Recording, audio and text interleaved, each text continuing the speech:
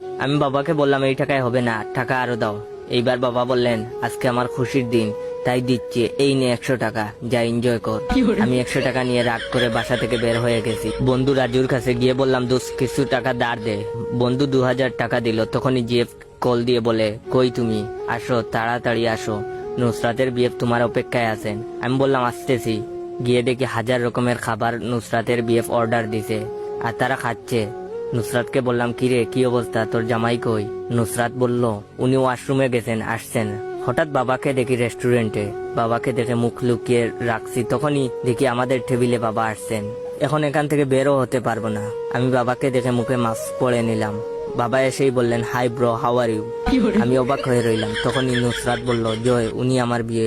তখনই বাবা বললেন আচ্ছা ব্রো, আপনি কি মেয়ে যে মুখে মাস্ক পরে আছেন? মাস্কটা খুলো। আমি মাস্কটা খুললাম। খুলতেই বাবা আমার দিকে তাকিয়ে হতবাক হয়ে পড়লেন। আর আমি হাসা শুরু করলাম আর নুসরাতকে বললাম তুই জিতছস। তারপর বাবাকে বললাম কি অবস্থা ব্রো?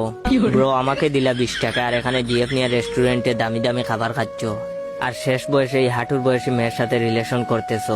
পরে বাবা বললেন যাই হোক, সাদিয়ার বেস্ট ফ্রেন্ড যখন তাইলে তো ভালোই, বাপ্পুতে একসাথে বিয়ে করবার, তারা দুই বান্ধবী এক থাকবে।